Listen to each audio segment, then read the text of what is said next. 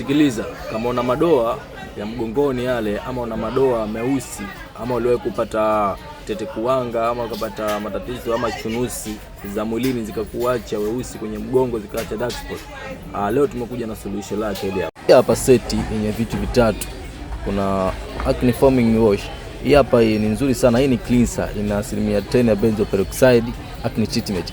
Hii inasaidia kuondoa ile dark spot, zile chunusi zile za mgongoni kama shingoni humu nazo. Inasaidia hii, unaoshea asubuhi, nzuri sana. Unaoshea vizuri sana, inaenda kufanya vizuri sana, inasafisha na pia ina unlock zote zile pores. Na pia inaenda kuweka sawa ngozi yote. Pia kuna na hii hapa, hii ni sunscreen special kwa jua. Hii inasaidia pia kwenda kusafisha ile, ina niacinamide, ina tannins exit na panthenol. Hii pia inaenda kusafisha na inaenda kuondoa na kuzififisha zote zile madoa na dark spot zile zote zile chunusi.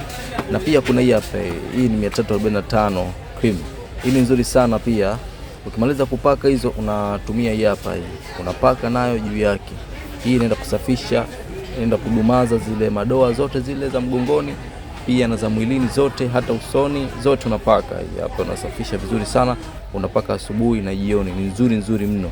Hii hapa, hii seti, tumia hii seti nzuri sana hii. Ina foaming wash, kuna cream ya 345 na kuna sunscreen. Hapa utakuwa umemaliza kabisa tatizo lako. Nzuri mno, tunafanya kazi vizuri sana.